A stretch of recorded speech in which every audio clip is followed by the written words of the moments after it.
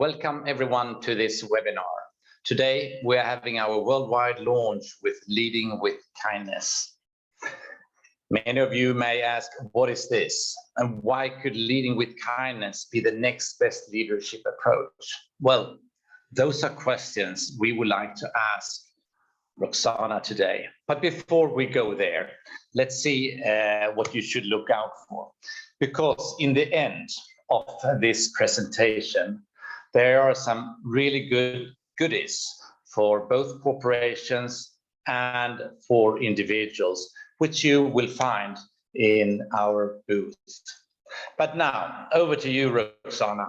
Who are you? And tell us, why are you thinking leading with kindness is such a great idea? Okay, so thank you so much, Peter. So I am the founder of All Personal, which is a leadership and team coaching and training company. And I do work with a lot of people leaders and team leaders and their teams to help them work better together and get into that high performance that we all talk about. And I think, talking about kind leadership, this is exactly what I think we've known all along, that kind leadership is the one kind of leadership that gives long-term results. And I think what happened most recently is that we've started to tap more into the kind leadership power. And we're gonna talk about that more.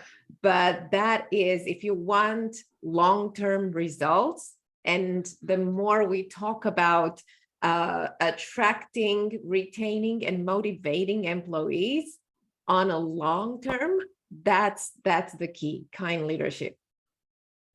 But tell me more. I understand now you're into both the online learning, you do the coaching, you did one of our great sellers, emotional intelligence, and now you're doing leading with. What really makes you tick doing these things? It's all about, for me, it's all about sharing the knowledge. And this is how I feel I can make my best impact. And so that's why when I met you, I felt drawn into the chart learning solutions and creating some more impact with you. Yeah, and you're doing such a great work. So let's look into how we can create impact with leading with kindness. So I'm quite interested to understand, so why is it important for leaders to be kind? And why do we need training to lead with kindness? So both those, get into it, yeah. Yeah, so first of all, we know, and all of the studies have shown that kindness in leadership creates stronger connections between people. The more we can communicate better, and that means listening, knowing how to listen, knowing how to connect to what the other person is saying and perhaps what is not saying, that is creating stronger connections. And stronger connections build that trust between individuals, and that individual trust in turn creates psychological safety at the team level, at the organization level, which definitely improves collaboration and enhances loyalty. The more people feel that they can be making their impact in that organization and it is appreciated, they will feel included and motivated. And actually, one of the things that we get typically when we talk about kind leadership is the fact that it's associated with, is it a style that makes me look weak? And it's not the case. It's really not the case, because all of the studies around compassionate and kind leaders tell us that they're actually perceived as stronger and more competent, because they are more self-aware and self-confident. And that's what makes them able to replicate that and to share that self-confidence and to empower other people around them, which only builds on the respect that they get from other people. Yeah. I got that question the other day. Is this really, is this a feminist thing, or is it for women and so on? But then I hear what you say, and when I did my own reflection, been working in stock listed companies on a high level, and I do see the higher up you go in the organization, CEOs and the manager, they're normally highly empathic people and passionate. They care for you. They always ask about you, your family. They do remember. They are really interested in you as a person. So I think actually what you're saying here is it is a key for success, having that. Yeah, it is. That means that you also believe people will respect you as a leader if you run with the philosophy of leading with kindness. Yeah, they do. And it's not, listen, it's not just about the people in your team. It's actually the everybody that you work with.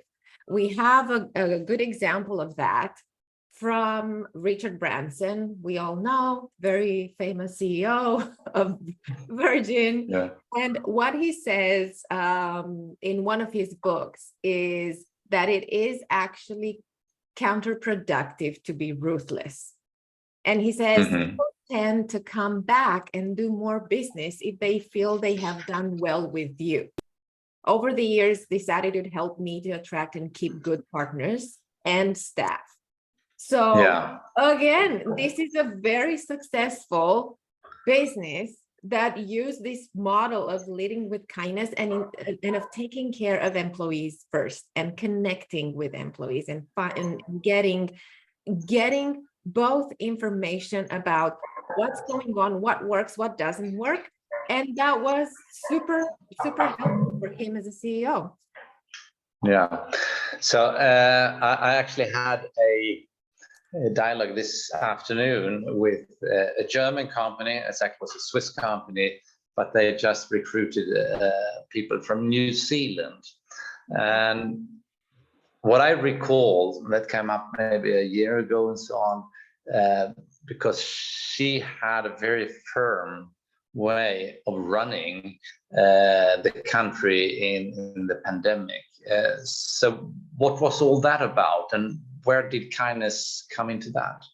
And I'm so happy that you mentioned that, because that's a great example. So of a prime minister, Jacinda Ardern of New Zealand, who had both a very firm and very empathetic kind of leadership.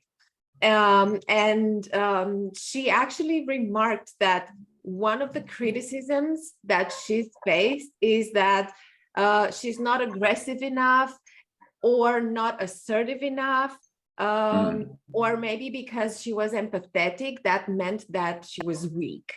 She said she totally rebels against that. I refuse to believe that you cannot be both compassionate and strong. And I think what she walked that talk. She actually proved that you can be both compassionate and strong. And if you look at leaders around you that you respect and that you would follow anywhere they're going, we'll see that combination of compassionate and strong leadership. Yeah, no, that is really an interesting thing here. But when I listen to you, I also realize now what we are aware about is that this launch is actually the first formal training on leading with kindness. But I've also done some studies recently, and I see there's so much articles coming up now in late autumn, January. I mean, we're just hearing it right now. So so what is in here? What treats are in leading with kindness? What are the key ingredients? Because it's not one thing. No. And of course, you could have great parents and you became a great kid and grown up to a very kind person, but that does not mean you're a great leader automatically. So a little bit leading with kindness. What kind of ingredients are in there? So there are, and again, this kind of ingredients and the amounts of these ingredients will definitely vary from one person to another. Yeah. But leading with kindness means adding an ingredient of generosity, of sharing and expanding that generosity towards others that you work with. And that means also, for example, I'm being generous when I listen to you and I care about what happened and what made that project perhaps not as successful as we were expecting it to be. And I'm expanding that generosity onto you because I'm really genuinely curious to find out what went on rather than blaming you. So generosity is a big ingredient. Empathy and compassion, these are extremely important ingredients in leading with kindness, because how else can we connect with one another unless we can add that empathy and compassion? But can you learn empathy and compassion? I mean, I know you're educate training people in this, but I thought either you were empathic or you were not, a little bit stubborn, and I don't know, but can you learn these things? Yes, these are what I like to call skills muscles. So it's all about the practice, and they're both actually part of the larger emotional intelligence context, right? And emotional intelligence, we also know that is learnable and teachable. So these are all, like all other skills, you can learn them, and it's all in the practice. So the more I intentionally want to develop that empathy, for example, the more I learn how to listen better, and perhaps even improve some of my coaching skills as a leader, that will help me practice that empathy skill muscle more and develop it. So yes, definitely you can develop those skills. So what you're saying here, key ingredients is listening, because you care also when you listen. You care about that person because you show respect. You have the emotional intelligence. We have the way we communicate, which is a big thing today. And we mentioned coaching and mentoring are big parts of leading with kindness, especially with leading the newer generations. And I'm talking about the millennial generation, the Gen Zs as well. These are generations that are used to learning from everywhere around them, and they're really big on role models. So the more you can be a role model to them, the more they will respect you and be productive and be happy at work and give those results on a longer term. So we're looking at the kind of leadership that, again, is going to give us the results that we want on a long term. And that means knowing how to lead the new generations as well. And that is so interesting.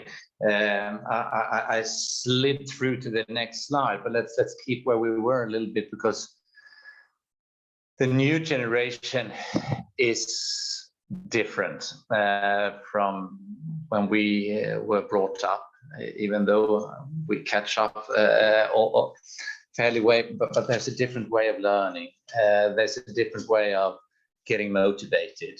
There's a different way of getting the drive. And most important, I see today, there's a totally different movement when you look at work and so on.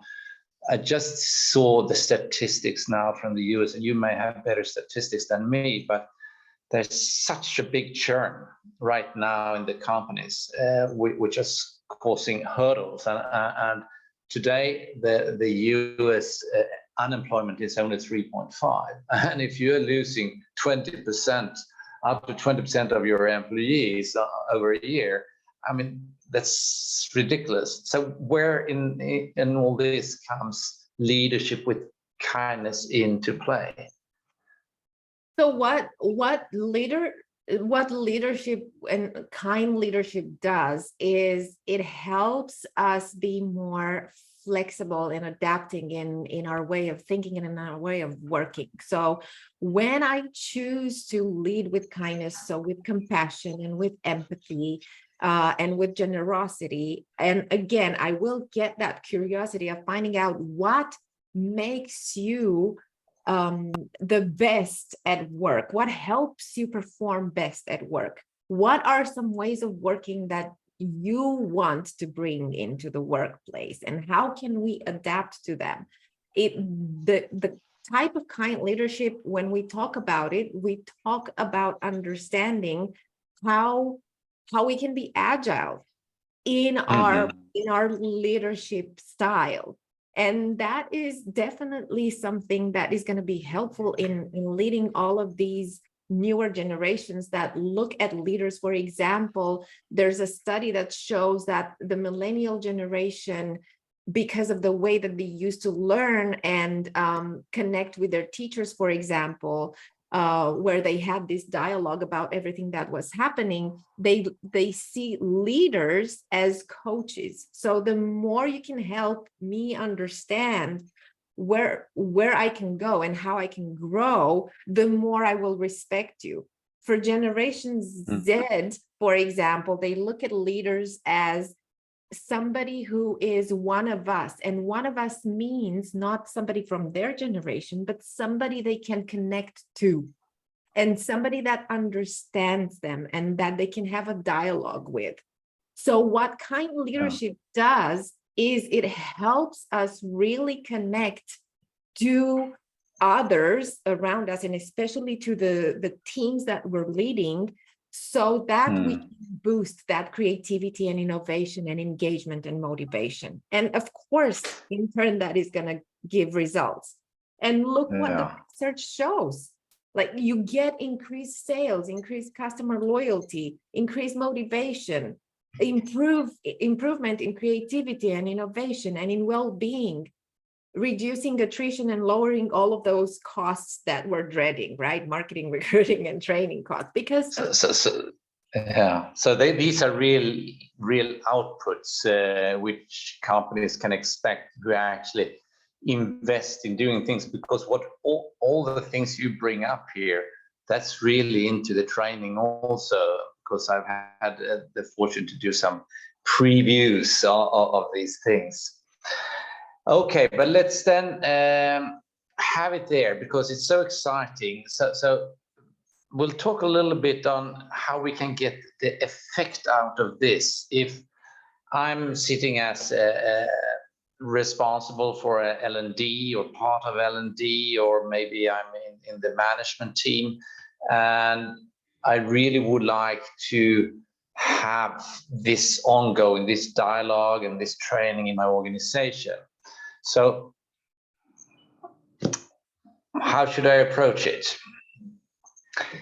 That's maybe that is where I know that you have a better answer than I do. So I'm gonna hand that over to you, Peter, because start learning solutions, they really are that, they're long-term solutions. So let's talk about that.